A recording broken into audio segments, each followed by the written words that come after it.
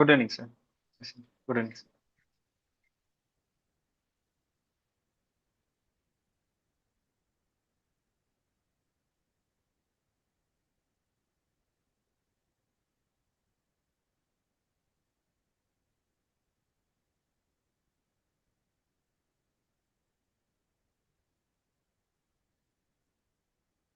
So, sir, the major sir, can we start? Best of luck, Naveen. Yes, sir. Any questions you want to ask? Uh, no, Any sir. doubts? Currently, no, sir. So just be calm and patient. Okay? Yes, Nothing sir. to worry and be confident. Okay? Yes, sir. Okay, Dr. Thanks, Ila, you sir. can start now. Okay, the floor You. is yours. Yes, sir. Thank you. Thank you, Dr. Damija, and all my colleagues for supporting us in this endeavor of conducting the IA in Geriatric Neurology subsection. Today, we have two experts, Dr. Vaibhav and Dr. Vijay. Both of them are my dear colleagues. Dr. Vaibhav was my colleague and senior from JIPMER, and he has done his fellowship training in neuromuscular disorders, and he is currently the head of the department of JIPMER Pondicherry. And we also have Dr. Vijay, who is my very dear colleague, and I have known him since my residency days, and we have shared a lot of time during our residency together. And he was in geriatric medicine department, which is like the sister department of our medicine department at AIMS. And right now, he's the head of the department of geriatric medicine in Greater Noida. And we have Dr. Naveen, one of our budding geriatricians and smart junior resident from our AIMS Department of Geriatric Medicine. So, Naveen, the floor is all yours. You can start your presentation. Yes. Thank you, ma'am.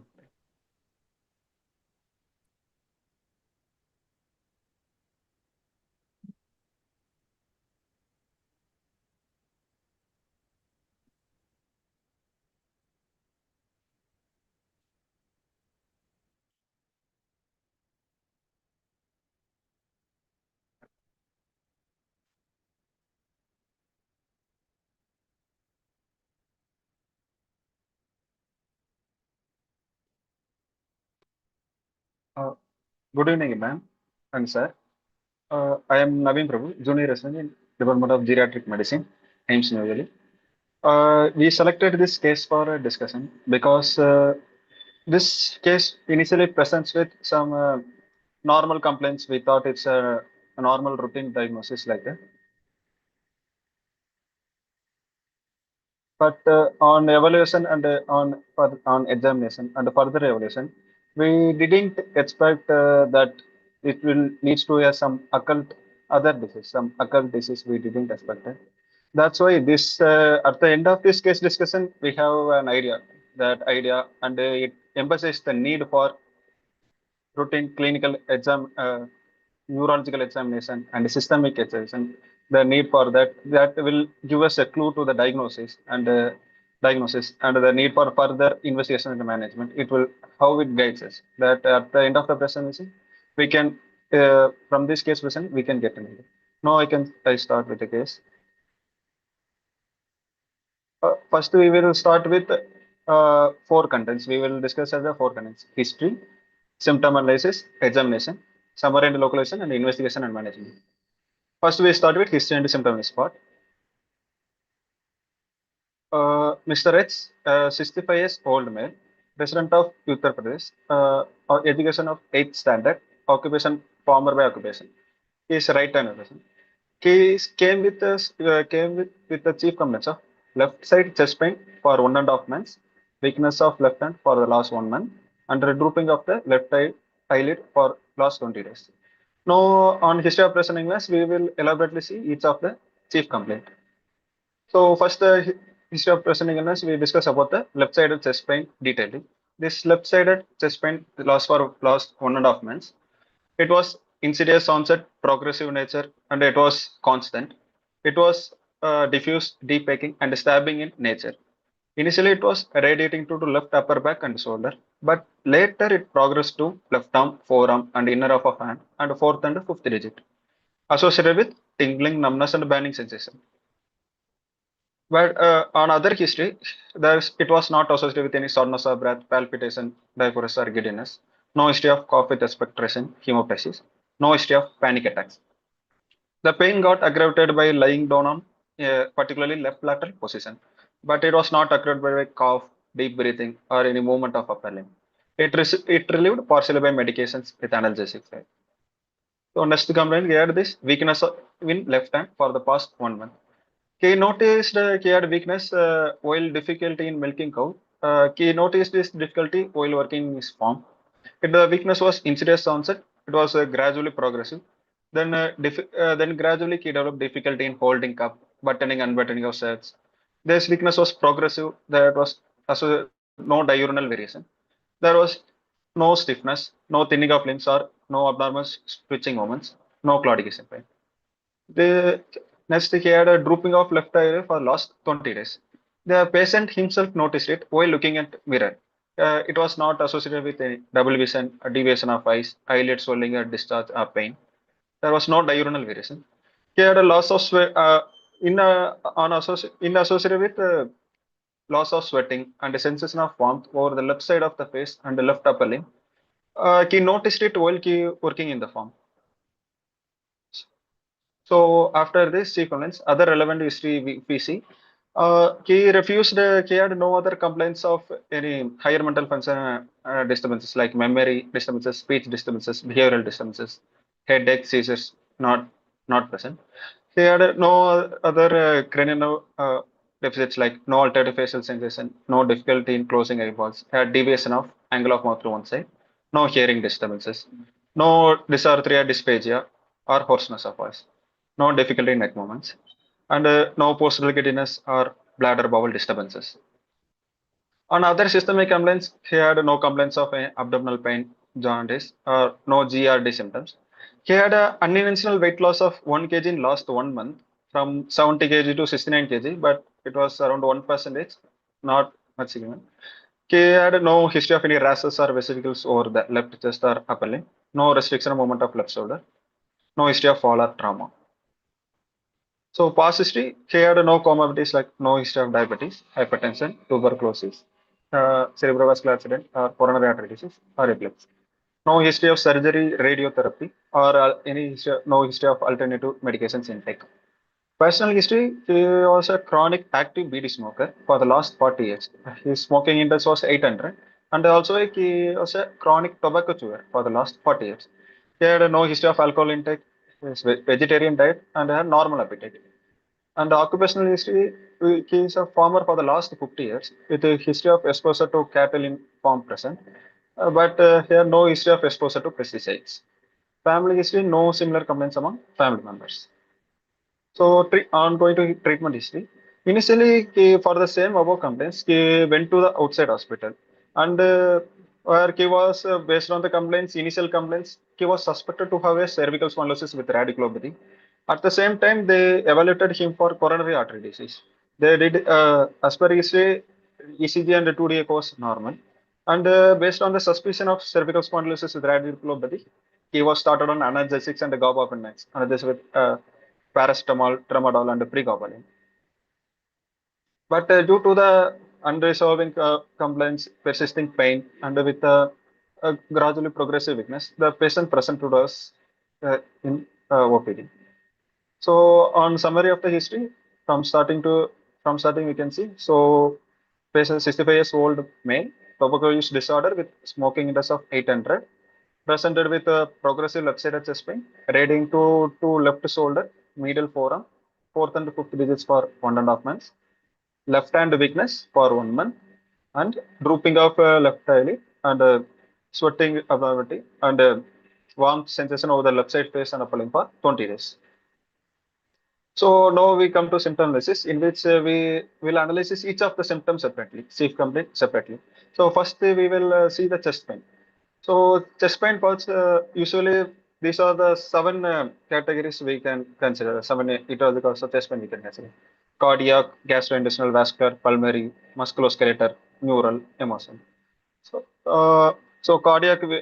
So one by one we can see. Cardiac causes like coronary artery disease, angina, myocardial infarction, or it may be due to valvular mitral valve aortic stenosis or pericarditis. So This patient have a typical chest pain, left side chest pain, and it's radiating to up to the left hand. So it possibility of cardiac still there in this patient. Vascular cause like dissection aorta. In this patient, vascular dissection of aorta, it may be acute onset and severe chest pain radiating to interscapular regions. And patient may be other complaints like syncope, other thing.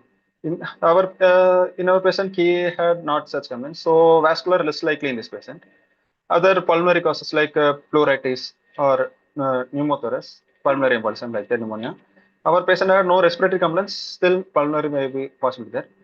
And gastrointestinal, we have causes like peptic ulcer disease, reflux esophagus, diffuse esophageal patient. But he had no GRD complaints. Patient had no GRD complaints like regurgitation of food, uh, like that, nothing else. So GRD also less likely here. Then the musculoskeletal, possibility of musculoskeletal like costochondritis with arthritis, bone rupture. It may be possible since patient that pain, chest pain got aggravated while lying down on lateral position. So musculoskeletal possibility is still there. Then neural, like herpes zoster, in which there is dermatomal involvement, and other causes like radiculopathy there. So neural still there. Emotional. Our patient had no panic history of panic attacks or any depression complaints. So emotional also less likely. So based on the these are the four main things I considering: cardiac, pulmonary, musculoskeletal, neural. In which we compare with our patients, what are the points favoring and not there. We will compare one by one. So in our patient, points favoring here is for neuropathic pain. If you see, it's not localized. Yes, it's radiating and associated patient had a weakness complaint there and a sensory complaint of tingling numbness there. And suspected autonomic because he had anhidrosis, everything there, anhidrosis and a drooping of fever. So it's more points favoring of neuropathic pain. But points against is the location, the chest pain, that left side, particularly left side chest pain radiating to the upper limb. It's most like a cardiac. That in cardiac also points favoring. That's the main thing. It's little towards cardiac it's going. But patient have no other cardiac complaints like swelling of upper limb or lower limb or exceptional dyspnea, not there. So it's points against the cardiac. Musculoskeletal, yes, possibility there. It's deep aching and it's aggravated on lying down position. Musculoskeletal possible then. But points not favoring is it's not localized. Musculoskeletal costochondritis is like usually localized, but it's radiating. So musculoskeletal, but still possibility there. And the plural, we can consider as less likely because patient had no respiratory complaints and the pain is not localized. So plural is less likely. So we can consider the difference as neuropathic, cardiac pain, musculoskeletal for our current symptom analysis. So Dr. next Naveen, can symptom, you? Yeah, okay, yes sir. fine. Please proceed. Yes. Now coming to the left hand weakness part. So mainly we have to know see that hand weakness is human Naveen, or LM. Yes sir. may I interrupt you? Yes sir. For this pain, why you are calling it diffuse pain? Sir, it's not particularly mentioned. It's a dermatomal. It's a particular pleuritic, like pointing like that, sir. Particularly pinpointing key is not. Key is telling diffuse over the entire chest wall, left side, particularly the left side entire chest wall, and up to the shoulder and arm and forearm and hand. So that's the reason. Upper chest, lower chest, there is no localization. Sir, no, here no localized. On while we asking the patient to describe the pain, he is telling that hand, he is keeping his hand over the entire area of the chest only, not pinpointing like with a one finger, like particular point, not like that, sir. He is telling Oh, only diffuse pain. okay, go ahead. Two more points against the cardiac are that the constancy of the pain is constant according to you, and second thing is associated neurological features. So these 2 points Yes, are sir. additional points Uh, against the yes, cardiac. sir. Yes, sir. And in the Yes, sir. Sir. musculoskeletal, you have put fine very well. One thing in the Yes, negative C, you could have put that there is no issue of trauma because that is the most common cause, usually the pain yes, and all sir. this. Okay. Constant. Okay. Now, coming to the left complaint for the left hand weakness. So, based on history, we try to differentiate whether it was due to human or element. Human includes the cerebral cortex and brainstem. Element, anterior cell nerve root, or plexus peripheral nerve (NMJ), or myopathy. Based on history, we try to assess.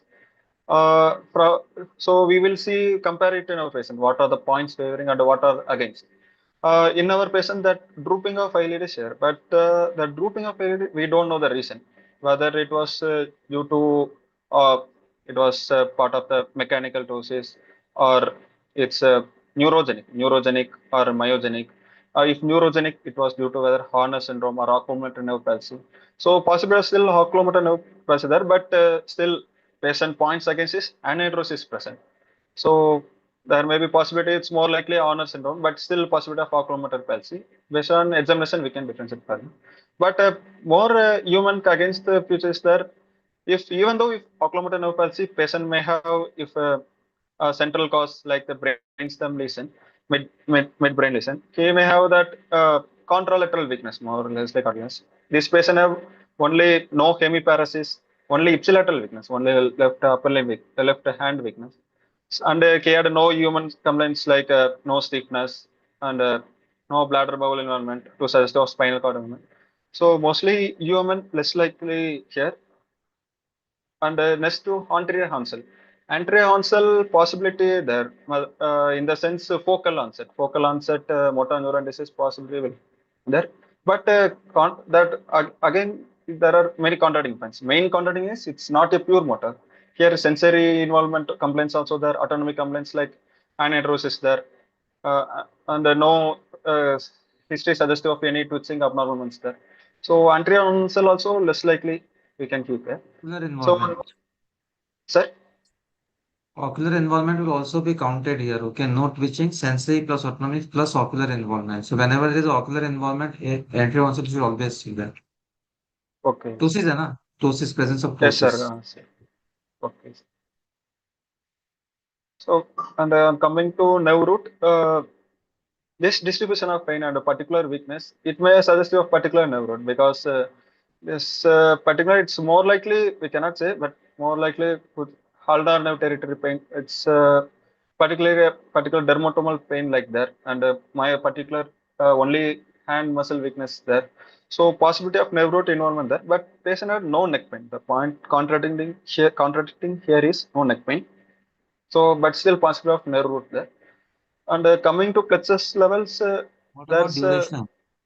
sir. You should also comment on duration. See, if the nerve Yes, sir. compression is there, the root compression, most commonly the differential is PIVD. It can happen acutely, but usually it is like in months and years, no? So pain is just here, the history is the 1 month only. Yes, That sir. also is one point against. So when you are analyzing the patient, don't forget about the age, duration, sex, demographics, all those things you should remember when analyzing the patient. 65 years fits in it, male sex fits in it, and but the duration of illness is just 1.5 months. That is bit against, and then as you said, no neck involvement. Okay, Yes, sir. so go in that order. Okay. So again, plexus involvement, points favoring this pain. You can see that pain is involving chest, left side chest, and upper limb, arm, forearm, and arm. So this much diffusion involvement may be the possibility of multiple nerve involvement, both motor and sensory involvement. And again, Horner syndrome possibility there because patient had ptosis and anhidrosis there. So it's more like favoring more points favoring plexus here. And on for coming to peripheral now, still it's now I cannot yearly. I am not commenting yearly that currently it's only single territory now involvement, peripheral nerve involvement or multiple territories. One way after examination we can further rule out that. And neuromuscular junction that here it has some more of points against that because it's only focal involvement. It's not a bilateral involvement. Not that no fluctuating weakness, and also and the drooping of eyelid also unilateral here. So if the myasthenia gravis or anything, usually mostly bilateral onset. So here unilateral drooping of it. So it's points against that. And level of involvement and so NMJ less likely I'm considering here. For myopathy, here patient have distal weakness only. He refused the proximal weakness complaints or difficulty in standing from sitting position. Uh, uh, so and then there is no symmetrical movement. So if and there is sensory and autonomic movement. So myopathy also less likely here. So mainly I'm localizing here as nerve root possibility there, plexus possibility, and peripheral nerve possibility there. What is against plexus? So this is the way you should Sir, analyze the diagnosis you are making. For rest of the things, you should say why it can be. And when you are making a primary diagnosis, you should always think what are the points against the primary diagnosis you are making. This type of attempts, mental exercises reduce your biases. So what do you think is against plexus in this case? sir, against,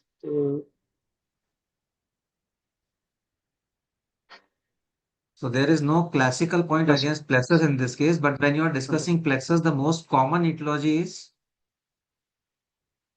traumatic mechanical also no, there, the sir. most commonly it will happen in the upper plexus. Okay, Most common garden variety plexus pathies are upper variant, including the okay, traumatic, Parsonage tremor, whatever happens. But here the only yes, point that is slightly disturbing point is it is lower plexus. Can happen lower plexopathy. Plexus still remains the top, but lower plexopathy is always troublesome and disturbing. Okay. okay, sir. So that is the thing. Etiologies will go later on. Right. Yes, So whenever you make a thing primary diagnosis, even if it is very clear cut thing, try to think why, what are the negative points for it. Okay. yes, sir. So coming to the drooping of left-sided complaint. So drooping of left-sided causes usually eyelid ptosis causes four causes: neurogenic, neuromuscular junction causes, myogenic, or mechanical. Mechanical causes include like eyelid edema, swelling, eyelid mass like that, cellulitis, orbital cellulitis. Like that. So coming to one by one, neurogenic possibility, if you see neurogenic, two possibilities: Horner's syndrome or oculomotor neoplasm.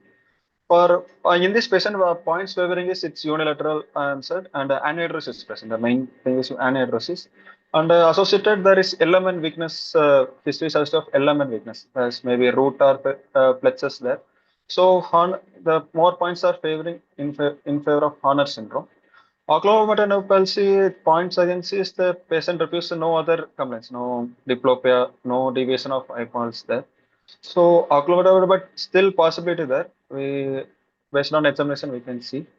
And neuromuscular junction. Usually neuromuscular junction or myogenic if the muscular disturbance like that.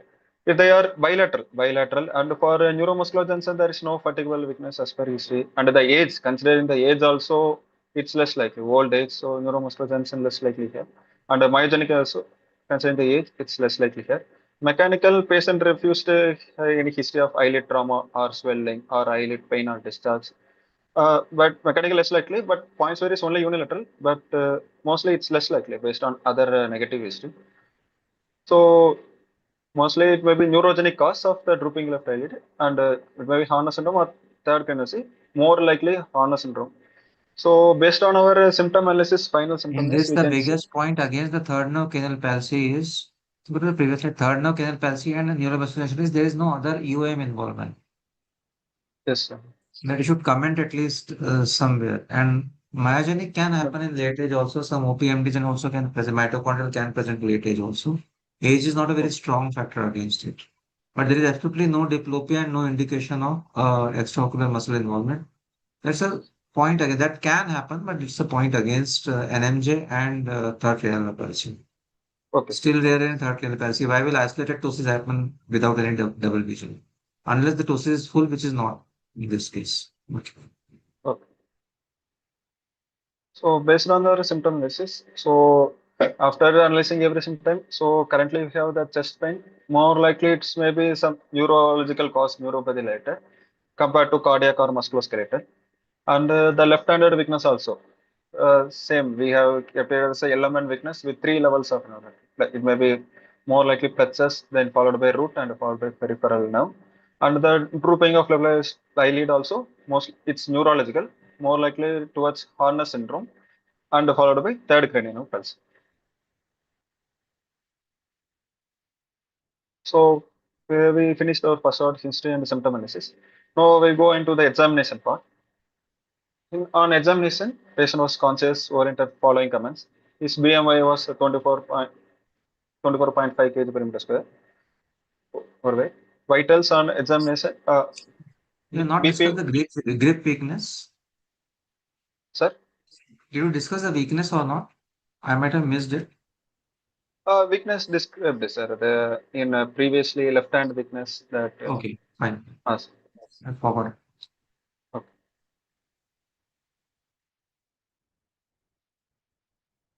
Coming to the exam part, and on vitals, the BP was 136 millimeter 8 by 84 millimeter. Second in supine person on left arm. Naveen, Yes, sir. can we have a short list of your differentials on the basis of your history?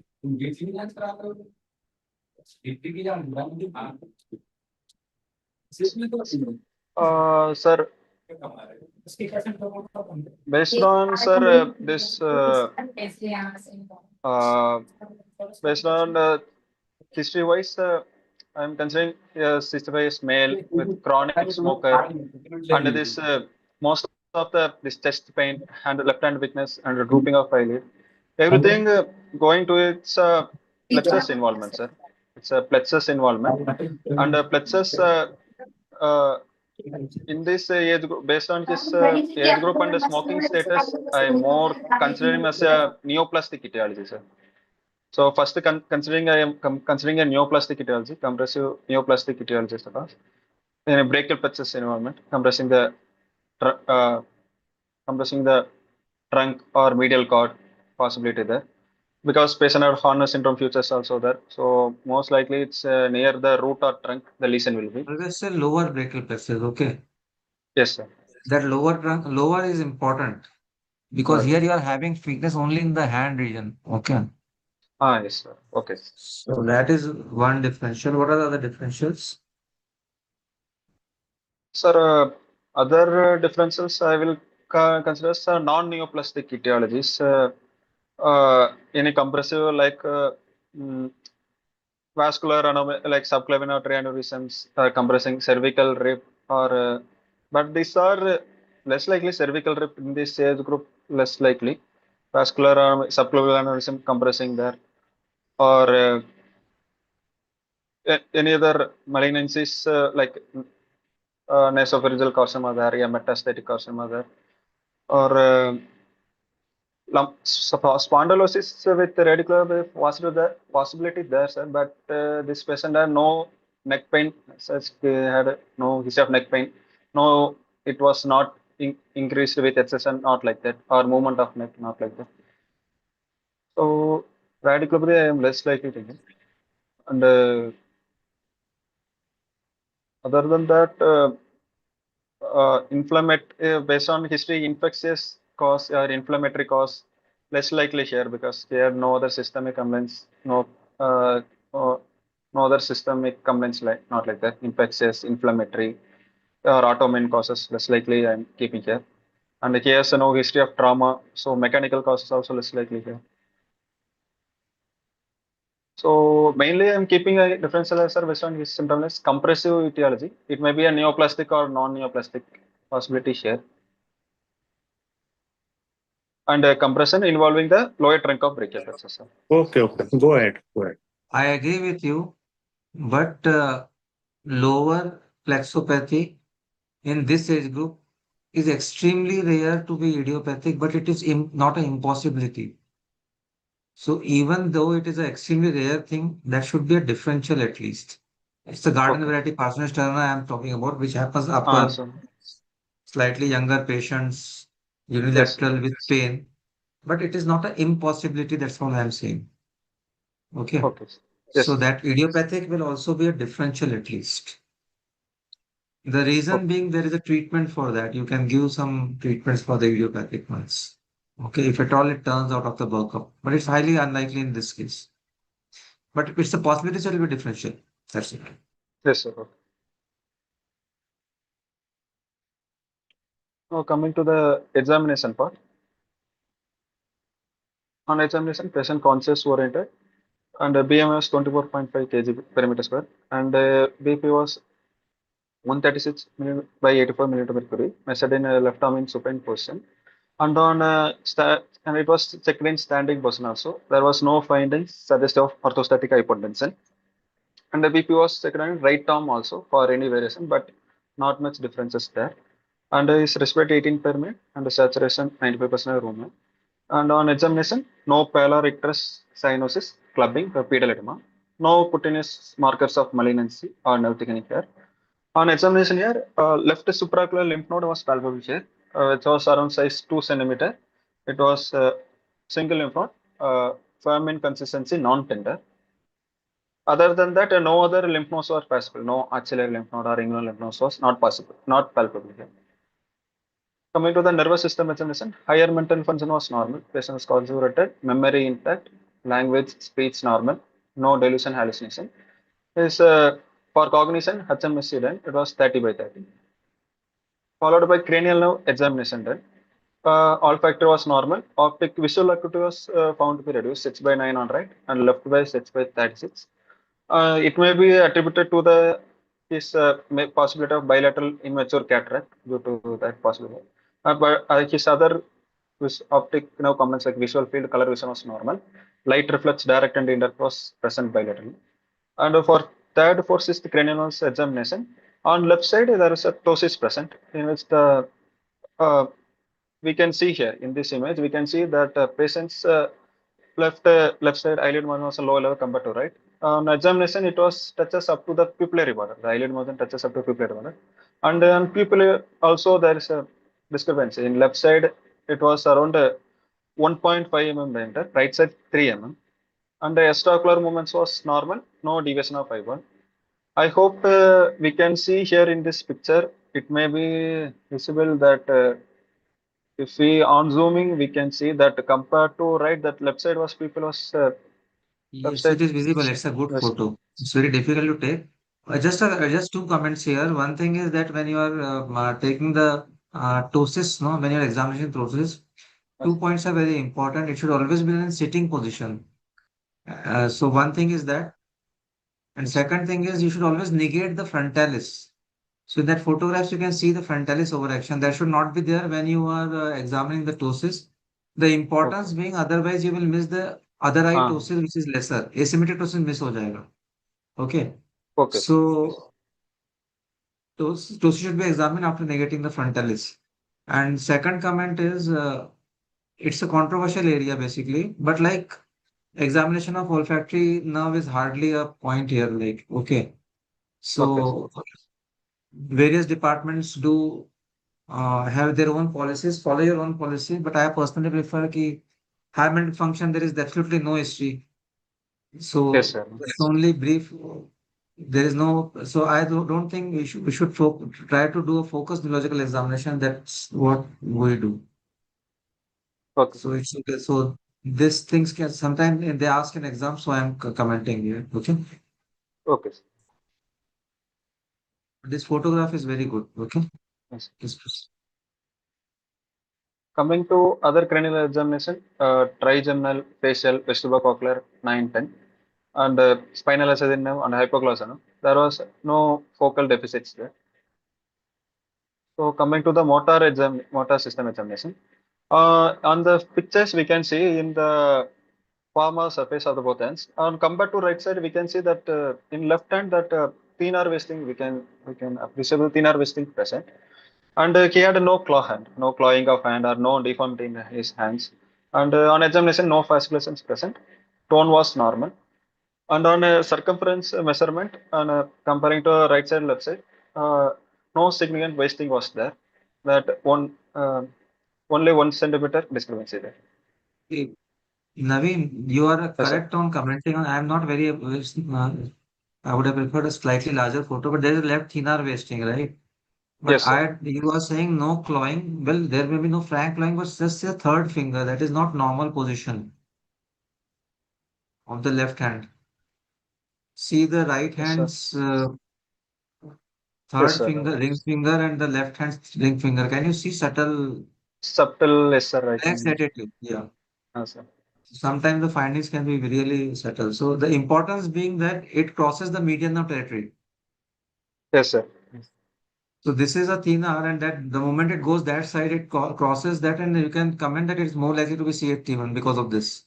Otherwise, Yes, when you are finding only this finding, and I'm talking just about the examination, not the history. yes. So one of the differential will be carpal tunnel syndrome also.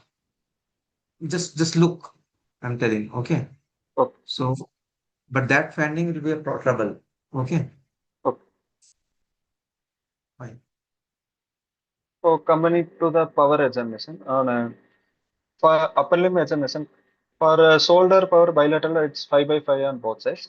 Elbow also 5 by 5. Wrist flexion extension also 5 by 5. Hand grip was significantly found to be reduced on left side. It was only on 40 to 50%. Then we examined then on examination of the individual intrinsic muscles of the hands. Compared to right side, that left side, many muscles around 11 muscles are found to be have low power. Flexor digito profundus, pollicis longus, pronator quadratus, and extensor pollicis longus brevis, extensor indicis, and this intraossei and the lumbricals. These are where their power was reduced, and the sign was also positive. We can see The here best from of my knowledge, Naveen, yes, sir. I don't know, Dr. Ela can comment also. I don't, to the best of my knowledge, small muscles of hand don't have powers because bones are very light. So you cannot apply the gravitational forces and all those things. Power is based on the gravitation, right? The Yes, power sir. testing. So small muscle of hand, you just say weak or not weak. You don't use the power category unless something very new has come up. I don't know, but mostly, to the best of my knowledge, the power is not used. So Yes, Dr. Okay, sir. sir. Leela, may I comment or agree. someone else with Yes, the panel. I agree, sir. So Okay, sir. okay, so इसको power नहीं use करना है. Always write weak or not weak. Those other tests are okay. Foment test, card test, and Okay, sir. megawatt test. So, okay.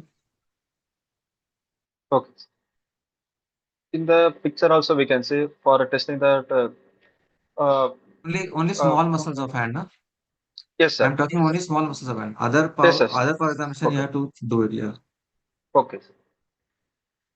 Here we can see on folding the cardboard between the two thumb. With we can see that in left side we can see that patient tries to hold the card against resin by using his thumb flexor. Flexor pollicis. So suggestive of Froment sign, positive Froment sign. So coming to reflexes, superficial reflex corneal abdominal are present and plantar was flexor. Deep tendon reflexes, biceps, triceps, supinator was 2 plus and finger flexor was found diminished compared to right side and the knee ankle reflexor 2 plus. Coming to sensory system, yeah, on compared to right side, in left side, this all senses, touch, pain, vibration, proprioception, everything was impaired on, particularly on medial half of the left forearm and the hand, and the palmar and the medial half of the left forearm, hand, and the palmar surface of left fourth and fifth digits. And Rombax test was negative. And on examination of the cerebral signs, there was no abnormality. Gait was found to be normal. Autonomic nervous system, like we said, OH absent. And ciliospinal reflex done for sympathetic, it was found to be absent on left side.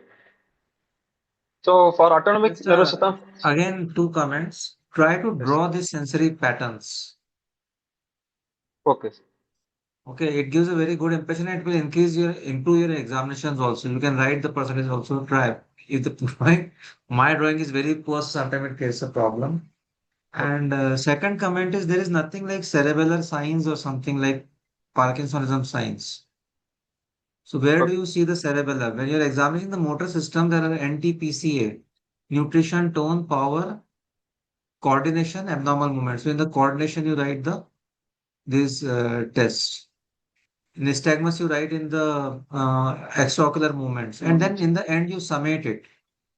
So there are classical orders which are given in the books. Try to follow them. Don't put pyramidal signs, extrapyramidal signs, cerebellar signs. You can at the end you will converge all these findings and say these all positive findings indicates towards the involvement of cerebellar systems. Okay. Okay.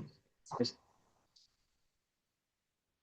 For further checking of the autonomic nervous system examination, for anaerosis evaluation, we did a starch iodine test in which we use the materials of povidone iodine, fine Just that cornstarch.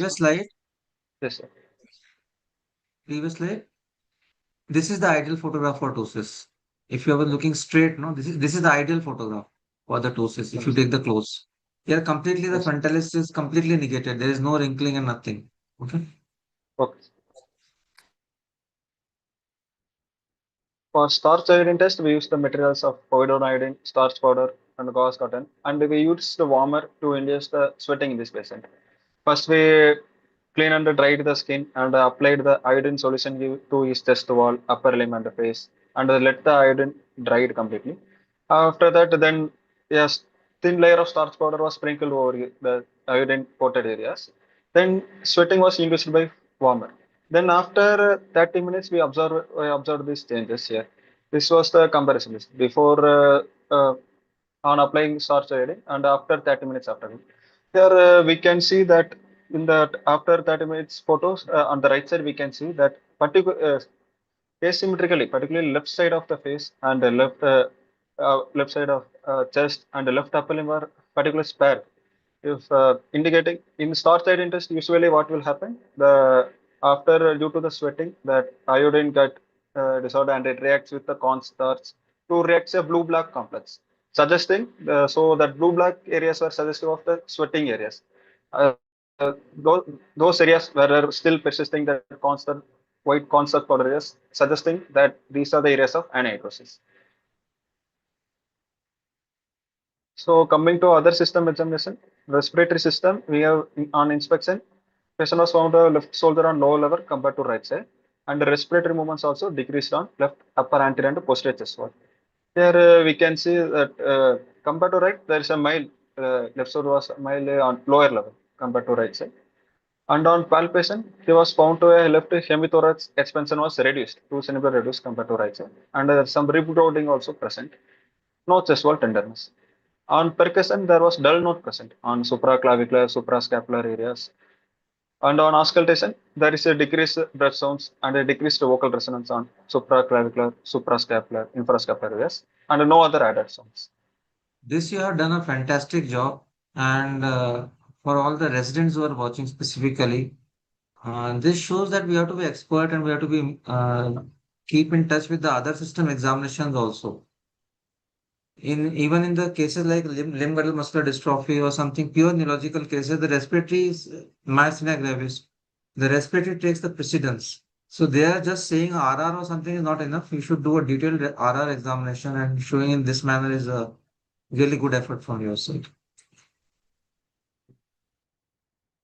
Compared and seeing other system examination, cardiovascular system and a GA system, no abnormality is there. In the sense, apex beta was in left 15 page, half which immediate to mid clavicular line, no murmurs, and the GA system, no guarding, rigidity, tenderness, or no organomegaly. So, no examination part. So now we will come to the summary and localization part. So for summary, now we will see. So from history and examination on clubbing, we can totally clubbing the both history and examination. Here we see. So patient 65-year-old, tobacco use disorder, presented with complaints of progressive left-sided chest pain, radiating to left shoulder, medial forearm, and fourth and fifth for 1.5 months, left hand weakness for 1 month, and drooping of left eyelid associated with this loss of sweating and a warm sensation over left side face and upper limb for 20 days.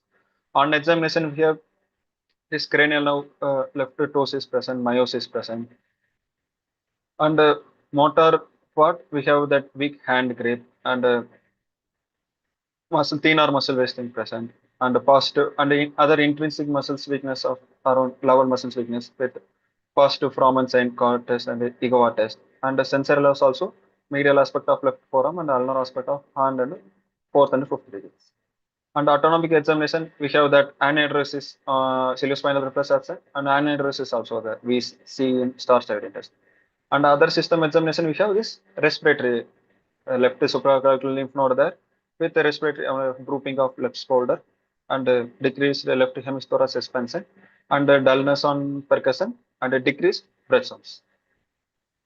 Other chains So, of lymph nodes were normal, right? sir? Other lymph nodes like cervical, axillary, Yes, sir. They are not all were normal. like. Yes.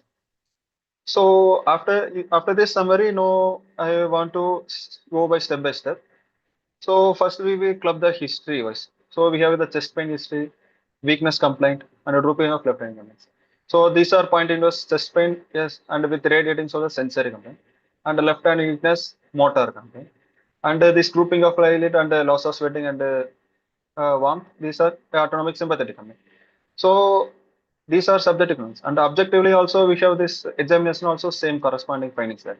Sensory loss over forearm and ulnar aspect of forearm and hand and fourth and fifth days, and motor thenar muscle wasting there, and intrinsic muscles of hand involvement there. And autonomic, we have seen ptosis, meiosis, and anhidrosis proven on star side test. So now we club together, all of them we club together like that. So we will now go one by one, sensory, motor, autonomic, sympathetic, we can see. So first we will see the sensory part. Sensory part on dermatomal examination, we can see on based on the dermatomal level, if you can see, it's more like CA-T1 involvement. So I will keep it as a CA-T1 dermatomal involvement here, sensory involvement. So sensory CA-T1. Now we will come to the motor part. In motor part, left hand weakness there, and left thenar muscle wasting, and the intrinsic muscles of hand weakness there. So now our main thing is after history and examination. Now we again based on levels we try to differentiate whether it's UMN or LMN, or neuromuscular junction or myopathy. So based on examination, we have based on the findings here. So patient had no proximal weakness here. So and it's only distal weakness. I try to rule out myopathy, and neuromuscular junction also less likely here because no history also no fluctuating weakness, and age consider so less likely here. I try to go and based on the sensory and autonomic one, and NMJ less likely here. So and his tone was normal. No tone was normal, and no human signs here. So human also less likely. So I mostly focus on it's a considered as a element weakness. So coming to element weakness, now we will see which Trump card levels. you have is the focus that precise sensory loss. Yes, sir. Once you get that, then it focus reduces everything to a huge degree. Okay. Okay. So coming to the element part, we had this. So now we'll come to see in element part whether it's anterior horn cell or root plexus or peripheral. Now we will try to see one by one. So we have here along with the sensory, autonomic, and motor involvement here. So it's a anterior horn cell less likely here. We have sensory and anterior and autonomic involvement here. And so we have root plexus and peripheral involvement here. So now we will see one by one. So for motor further examination, now we will see what are the muscles involved and their root values, and what nerves involved. After dividing the every muscles based on their root values and the nerve supply, we can see that three nerves also. It's not a particular neuropathy. Only ulnar nerve not affected here. Here medial nerve components also affected here. The ulnar nerve and the radial nerve affected here. And their root values, if you can see, they are C8T1. Mostly everyone was C8T1 supplied muscles are affected here. So coming to, and I also want to differentiate that in a median nerve, since a median nerve have the two root component, medial root of median nerve and the lateral root, we can see median nerve distribution also there. Here we can particularly see that those muscles supplied by the medial root of median nerve are affected here. Lateral root have their mostly their root values around C6, C7 here. Medial root of C8, T1. Here also we can see lateral root muscles, lateral root of median muscles are spared here. Pronator, teres, flexor, cardiac are spared here. Here medial root, most of the muscles are involved. So why am I telling this? Because now we can see in this brachial plexus image, we can consider. So after our clubbing our sensory involvement and motor involvement, we see here. So we have a dermatomal involvement of C8T1, that forearm sensory loss, medial aspect of forearm sensory loss. We have an involvement of medial antebrachial cutaneous nerve involvement here, and the muscles ulnar, median nerve, and radial nerve muscle motor supply also affected here. So if we track one by one, if we track here, so we can see that it's more pointing towards the medial cord of brachial plexus. That means sorry, medial cord or lower trunk of brachial plexus, or and also towards C8T1, mostly towards C8T1. Then the particular most important differentiating feature is the radial nerve involvement here. Here that because here the main confusion arising here is that medial, whether it's only lower trunk of brachial plexus involvement or it's medial cord involvement here. But here radial nerve muscles their supplied muscles also affected. Extensor indices also affected here. Extensor pollicis is also affected here. That's the one thing which differentiate this lower trunk from medial cord. So I'm mostly focusing on converging every complaints based on the autonomic complaints also here patient had Horner syndrome. So they are more deviating more focusing towards the lower trunk of brachial plexus here. So coming to this again. So after seeing this, root was less likely here, and it's not a only one single peripheral nerve involved. Multiple nerves are involved. So based on the after localization, lower trunk or medial cord, now we can more focusedly we'll see considered as a lower trunk involvement, lower trunk of brachial plexus involvement here. So for now we see whether Horner syndrome, we try to localize the Horner syndrome localizer because it's total myasthenia is of Horner syndrome. But what's the where is the level of lesion? We try to localize that. So first I try to first I will tell few points about the oculosympathetic pathway. That Horner syndrome first order neuron is from hypothalamus and it's come up to the CAT1 center, ciliospinal sphincter of that. From where second order neuron arises and it leaves the neuron through T1 level and T1 the ventral ramus. From ventral ramus, it will go along the sympathetic chain and it travels up to the superior cervical ganglia. From superior cervical, third order neuron arises. And this third order neuron, it travels the course along the internal carotid artery. It will trace along the internal carotid up to the intracranial course. It will go alongside the cavernous canals also, and finally it will reach the eyes. So, what are the level of lesions causing Horner syndrome? What are the possibilities here? If the possibilities first order involvement, second order pregangliate, or third order postgangliate. Central causes include stroke, tumor, or demyelination involving the hypothalamus and the brainstem. Preganglion causes include second order from after exiting from the T1 level, the nerve root may be compressed by any lesions like Pankos tumor or any vascular aneurysm, subclavian artery aneurysm, cervical rib, or any mediastinal tumors. And the third order causes, after exiting from the superior cervical ganglion, while traveling along the internal carotid, it can be compressed by a carotid artery aneurysm or carotid artery dissection or thrombus, or any nasopharyngeal carcinoma or any skull any lymph nodes there. Or while traveling along the side cavernous sinus, it may be compressed due to the cavernous sinus thrombosis or carotid artery aneurysm possibility there. So now we will try to see based on our comparing with our patient complaints and examination points, we try to localize here. So what are the clinical features? If we see in mostly first order neuron, in first order anhidrosis, mostly it will be entire ipsilateral face and the body affected because it will be a central cause. It may be a due to the brainstem involvement, mostly that it will be cover the aneurysm will be ipsilateral body. But here our patient have only ipsilateral face and chest and upper limb also. That also we will see later. And in third order, if third order one, then the anhidrosis is mostly not there, or less, or it will be possibly only anhidrosis present on forehead because most of the pseudomotor fibers to the face they will left in the second order neuron itself. After from the superior cervical ganglion itself, the pseudomotor fibers will leave and will supply the face along by traveling along the external carotid artery. So in third order, mostly anhidrosis will be absent, or it may be limited only to forehead. So, only on step by step we see first order, there are other maybe features we can see. Any brainstem signs or spinal cord signs, human signs we can see due to the stroke, tumor, or human signs. Cranial nerve involvement also possible there if there is any brainstem involvement, there will be cranial nerve involvement.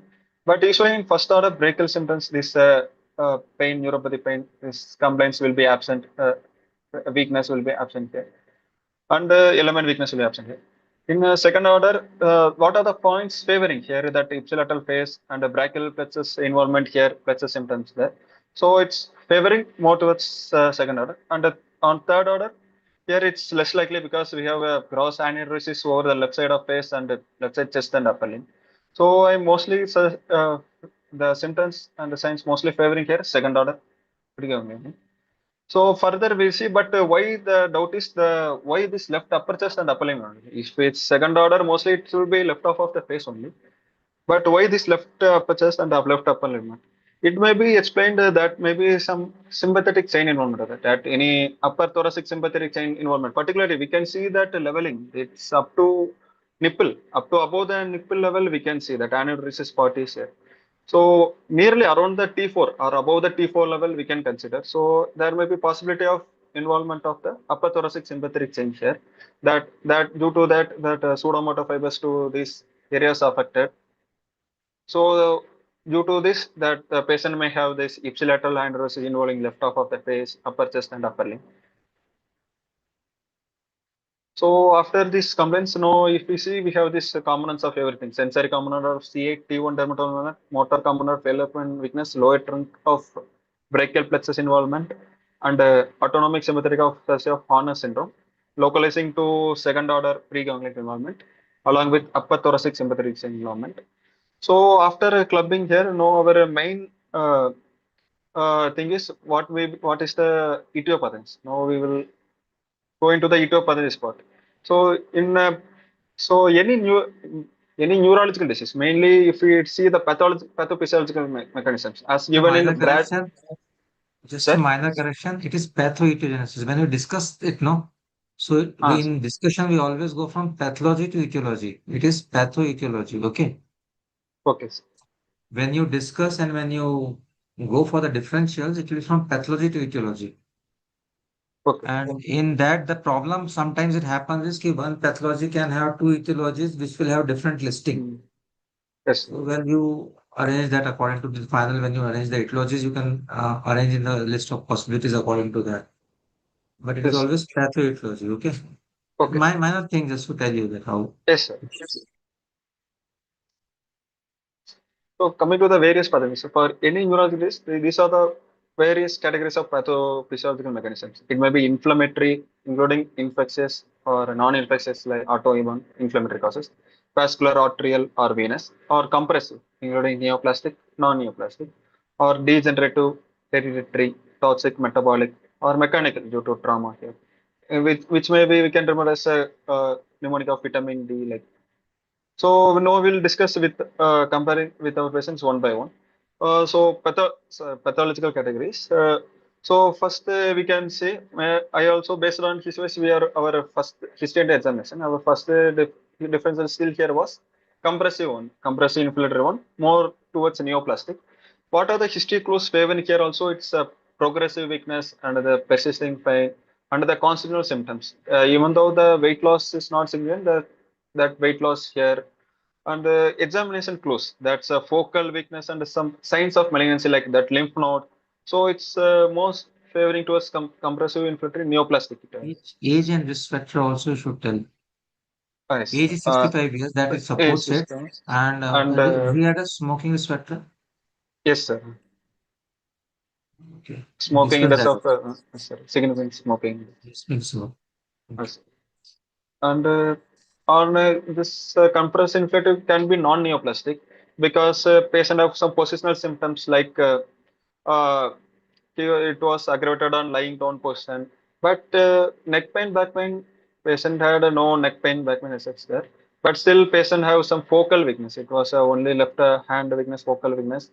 And on examination signs, there's no provocational signs in this patient, but still non-neoplastic possibility we keeping it differential. Inflammatory like vasculitis, brachial leading to brachial fractures involvement possibility there, but it's less likely there because inflammatory is usually subacute, and it will be there will be systemic involvement, and it may be multifocal involvement. Here you are also multifocal involvement, multiple peripheral nerves involvement here, but based on the course of the history and other associated features, autonomic and intent and history here and considering the age, it's here more less likely here. And the inflammatory, the personage, what I'm trying to tell is the personage syndrome. It will be mostly towards upper trunk involvement. Here it's so personage the syndrome also less likely here. Infectious etiology also. So we have patient have no constitutional symptoms, fever or night sweats, no such symptoms there. Infectious also based on history, no symptoms of encephalopathy here, no signs, symptoms and signs of encephalopathy, less likely here. Vascular arterial, usually vascular arterial that they were sudden onset, maximum onset.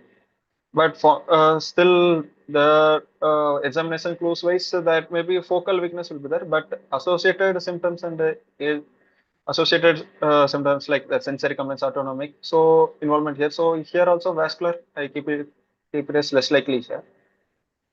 Comparing to other categories, degenerative, hereditary. Degenerative also gradual, symmetrical. There is no symmetrical involvement here. I keep it as less likely. Hereditary also, family history also not here, and no symmetrical involvement. So I keep it less likely. Toxic metabolic patient have no history of diabetes or any renal hepatic disease or any drugs or toxins exposure, not yet. And it's no bilateral symmetric environment. So I also keep the toxic metabolic part less here, less possibility here. Mechanical traumatic also there is patient have no history of fall trauma here, and no worsened by but he had worsened by that's worsened by poster left lateral portion, but here it's not relieved by any positional stage or rest, and no history of trauma. So keep mechanical and traumatic less likely here. So based on this pathogen is close, I keep pathogen is mostly it's like a compressive one, and no we have to differentiate whether it's a neoplastic or non-neoplastic one. So it's more likely neoplastic possibility. Sir, if neoplastic, the possibility is it may be a primary tumor or it's a metastatic tumor or any lymphoma. Non-neoplastic causes causing a brachial plexopathy like cervical rib, or here there is no root involvement, so cervical spondylosis is also that less likely. Cervical rib also in this age group it's less likely. It's more common 35 to 60 age group, and it's less likely here. And what we will compare with it, neoplastic and non-neoplastic, we will compare based on the history and examination. What if we see patient have more fewer neoplastic disease. Patient had a smoke age-wise 65 years, smoking is a chronic smoker, significant of smoking index 800, and the pain is constant pain, and he had constant lymphadenopathy with Horner's syndrome, and the respiratory findings. We have that particularly that left upper local involvement of respiratory system. There is a drooping of shoulder and a decreased breath sounds. So that's maybe a possibility of local lesion there in respiratory part in the left upper possibility of local environment. So based on considering these features, more positive features, I consider that maybe this may be more towards neoplastic etiology. So let's see. So the final, after this, I consider my clinical impression as is a left Pancoast syndrome with neoplastic etiology with lower trunk of CAT1, lower trunk of brachial plexus involvement, and Horner syndrome with upper sympathetic chain involvement. So after this summary and localization, so to confirm our diagnosis, let's go to the investigation part here, and the investigation and management. So coming to the investigation part, here on a first baseline evaluation, we hemoglobin and total leukocyte of platelet was normal, and urea creatine, RFT, LFT was normal. His electrolyte sodium was mildly 132, and the LD was found to be raised of 289, and compared to his age range, ESR was found to be raised 80 millimeter per hour, and CRP was 5.2 milligram per liter. So after that, for other evaluation for neurologic evaluation, we did HbA1c was in pre-diabetic range, and the thyroid function was normal range, and the B12 was found to be low. It was around 126 compared to the reference range, and the folate was low, and the CA 19.9 was found to be raised. It was found to be mildly raised or around values of 250 units per ml. So this CA99, if we see why it's raised, whether any other possibilities here, if we see uh, conditions in which the CA19 was raised. It may be due to a main causes like cholangitis or cholestatic disease like cirrhosis. In malignancy also, in the CA19 can be malignancy, mostly associated with the pancreatic tumor, but it can be also raised in biliary cancer, hepatocellular cancer, or rarely in lung cancer only, rarely. So compared to, no, we go to next other investigations. For this to rule out the cardiac causes and other cardiac causes, we based on ECG was done. It was sinus rhythm, and no STT was changes, no Q was there, and the echocardiogram done. It was found to be no regional wall motion abnormality, ejection fraction was normal, and mild edema traced here, and no clots or vegetations, no pericardial lesion there. So coming now, electrophysiology studies was done. For electrophysiology, in the electrophysiology report, we can see that compared to the right side, here we can see that left side abductor pollicis brevis, that nerve conduction, that amplitude was found to be low. Compared to right side, significantly low in left abductor pollicis brevis and the left ADM, and the left extensor indices proprius also low compared to right. It was left was very significant. Three are components: median nerve, ulnar nerve, radial nerve components, and the triceps also found to be little low compared to right. And on this left medial antebrachial cutaneous arm, like we see, it was also not recordable there. And in EMJ, we can see that left indices proprius. It's a motor unit action potential was also low in left indices proprius, left first dorsal interface. It was found to be low, suggesting that that same C8T1 involvement. So this conclusion, the nerve studies were suggestive of neurogenic involvement of muscle supply by C8T1 segments of the pulses with the evidence of chronic reinnervation. First dorsal interface, abductor pulses, and the left extensor and extensor indices proprius. So now we go on to the next radiological investigations further to see whether based for the respiratory findings to confirm whether any lesions, focal lesions there. Here we can see the chest X-ray. It's the chest X-ray PAO done on standing position with normal exposure, and there's film was actually mildly rotated towards right, in which we can see that trachea was slightly towards right. It was mildly rotated, and there was no CP angle bending, and cardiophrenic angle was also fine.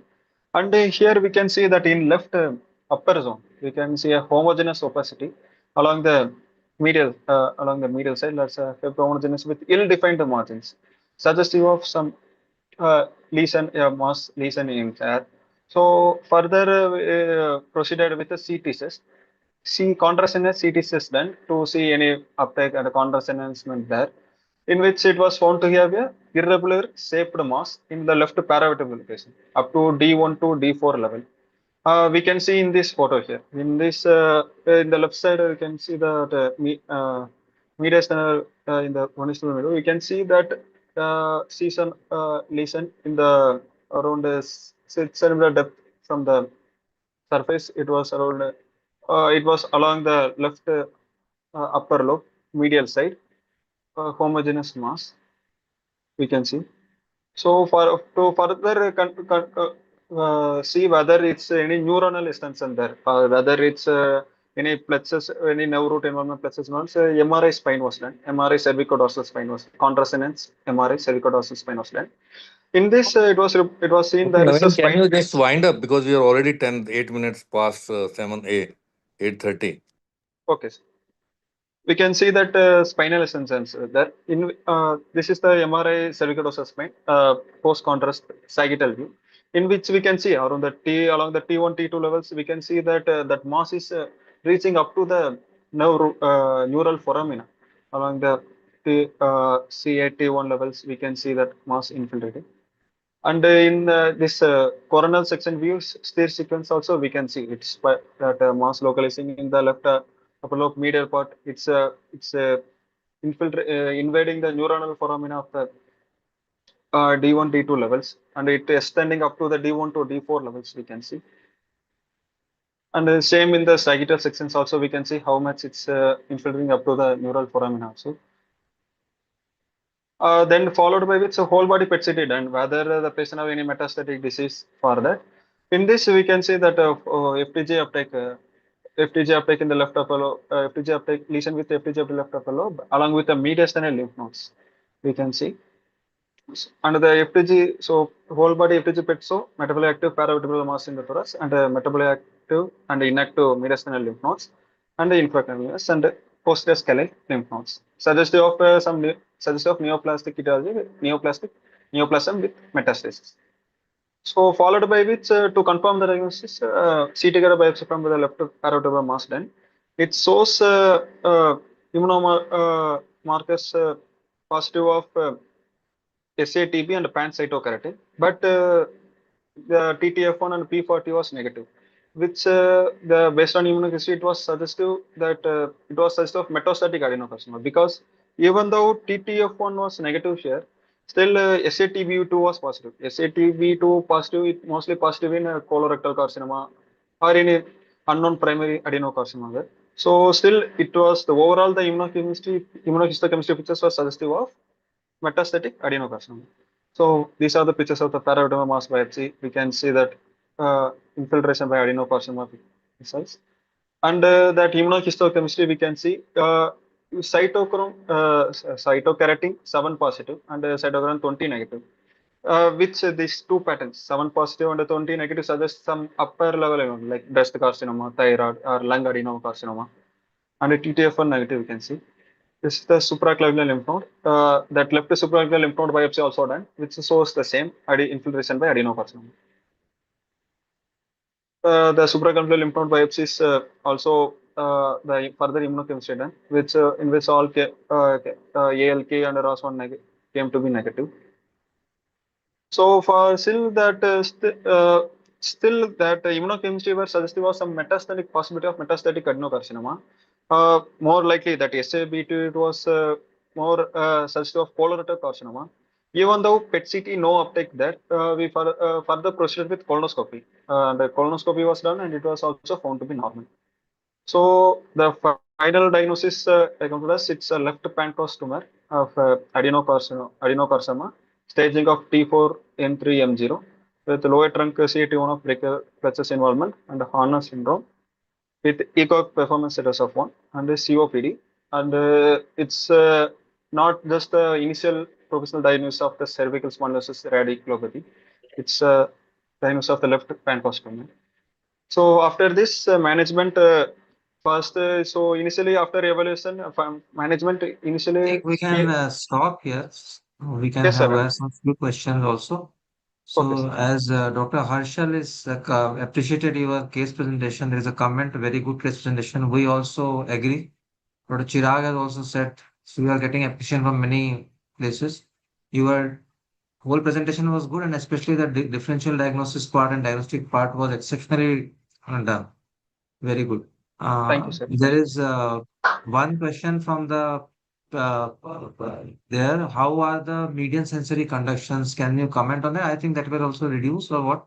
Sensory conduction he has asked. So can you just tell there is no need to go back on slides. Yes, sir. Sensory conduction also reduced, sir, in medial cutaneous nerve of forearm. It And was median, snapped, radial, and other paper places.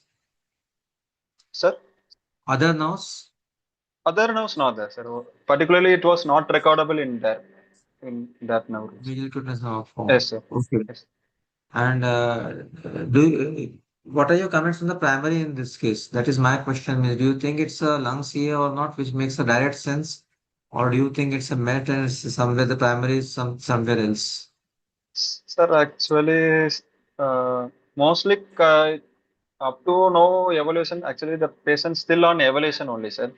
Where still that histochemistry also part was little confusing because that biopsy was suggestive of histopathology was suggestive of adenocarcinoma, but immunohistochemistry was still little confusion, sir. TTF adenocarcinoma features there, but TTF1 negative. And but that SABT2, that main that immunohistochemistry marker was confusing because it was positive mostly in colorectal carcinoma or any unknown primary.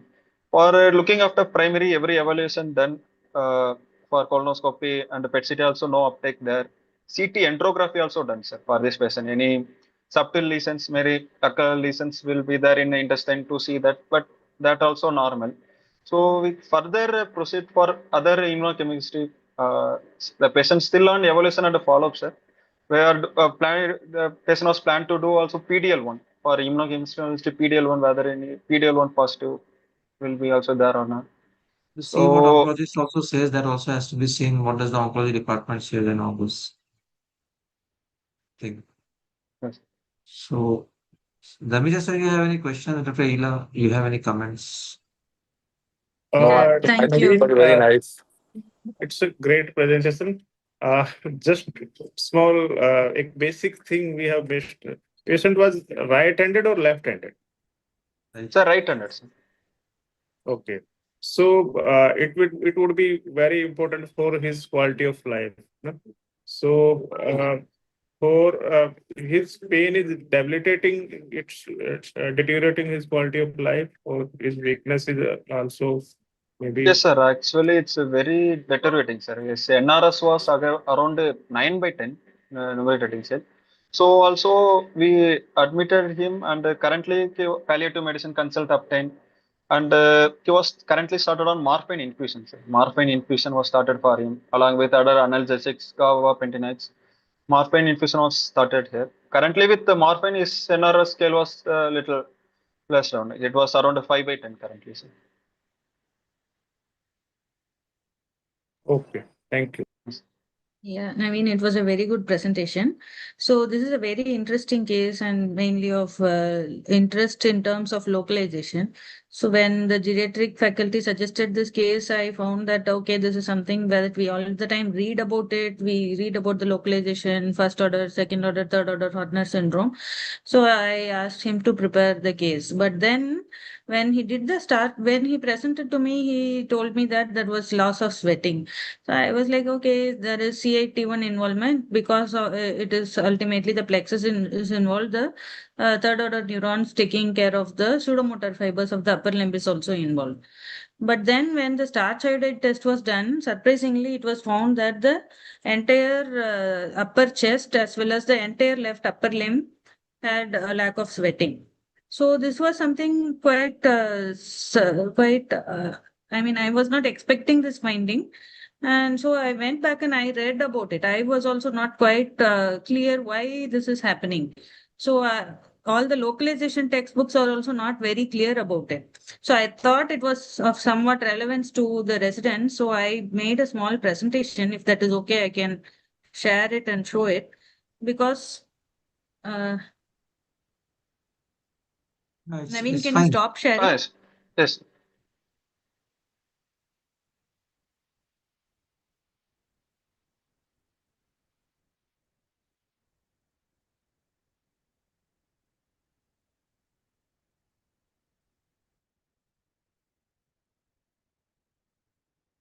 Is my screen visible?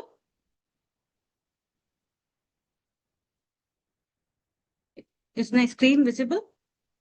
Yes, ma'am, visible. Okay, so what we are seeing is, I'm not going to repeat what has already been said. So what we have in this patient is involvement of the lower trunk of the brachial plexus, as Dr. Naveen has extensively explained. But as we saw, there was lack of sweating in the left upper chest and also in the entire left upper limb. So when we are looking at the innervation of the left upper limb, as we know that the left upper limb is innervated in terms of the somatic innervation by the brachial plexus from C5 to T1. On the other hand, the sympathetic outflow is always from the thoracolumbar segments. So right from the hypothalamus, the first order neuron, they synapse in the thoracolumbar segments in the lateral horn of the spinal cord. So whatever said and done, even though the C5 to T1 segments are supplying the somatic innervation, the pseudomotor innervation, the autonomic nerves are originating from the T1 and T2. So there is a differential innervation in terms of the somatic as well as the autonomic nerves, because the autonomic fibers, there are no autonomic fibers originating from the cervical spinal cord. If we look at this picture carefully, we see that this yellow picture from T1 to L2, that is the sympathetic outflow. So from T1, it enters the spinal sympathetic chain that lies in the paravertebral region and gradually it ascends up. And after it ascends, it goes to the stellate ganglion. At the level of the stellate ganglion, there is this third order neurons which go into the spinal nerves and supply. So to very clearly say that the second order neurons of the sympathetic fibers of the upper limb come from T1 and T2, and the third order go right along with the somatic supply through the C5 to T1. That is the reason in this particular patient, the entire left upper limb and chest is involved because the second order neurons of the autonomic system, sympathetic system involving the T1 and T2 is lost because of that long lesion that we were seeing in the in our CT and MRI, we were able to appreciate the long lesion. So that the entire sympathetic chain from the stellate ganglion T1, T2 is involved. That is why the upper limb and chest wall is also affected by anhidrosis. So that differential innervation is something that I also learned for the first time, because I reviewed and I was quite confused as to why this is happening. And this is a great learning experience for me as well, because this is some localization that I have never seen or never actually thought about it or read about it during my this entire career.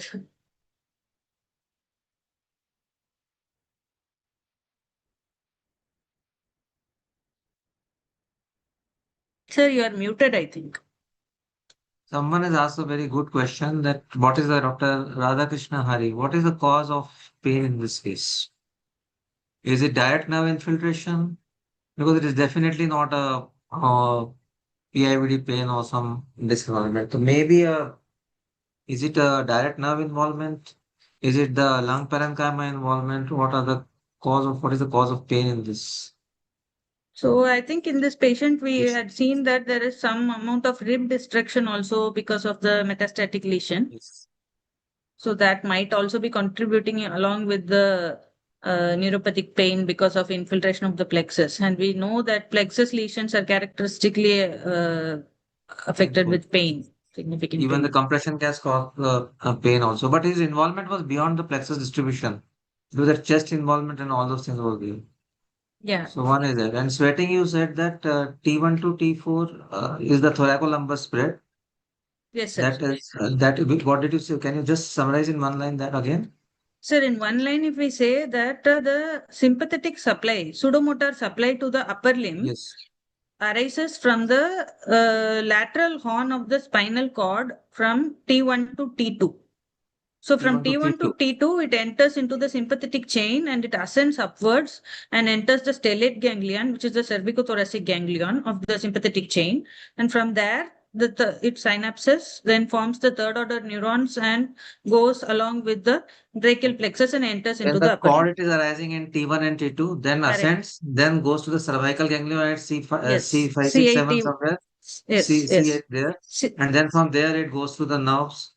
And So the entire from stellate ganglion and middle cervical ganglion give the entire pseudomotor supply from C1 to from C1 to T1, C5 to T1. C1 to C4, similar to the face, it arises from the superior cervical ganglion. So any patients with Horner syndrome, apart from loss of facial sweating, the neck sweating is also affected.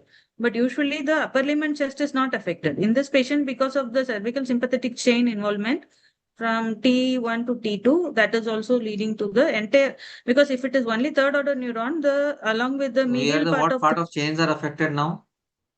I think it So is based on the affected. face, how much is affected, Face, and for this, how much, what are the chains affected here theoretically like? so theoretically, the face is because of involvement of the superior cervical ganglion. C5, C6 segments of the upper limb, that is because of the middle cervical ganglion. C7, C8, T1, and in the chest wall, like up to the nipple, so T1 to T4. That is because of involvement of T1 to T2 segment in the cervical sympathetic chain. Extensive direct involvement, and that also is Yes. showing, and then this ganglion involvement can it still be one of the reasons for this pain and all those things also. Correct. Correct. So, excellent discussion, especially the second half, and we advanced that, like, we went to the pain and autonomic discussion. This hardly happens. So if you give the closing remarks and we can conclude the meeting. It was a wonderful discussion. Thank you. Thank you, Naveen. And Vijay, do you want to add something?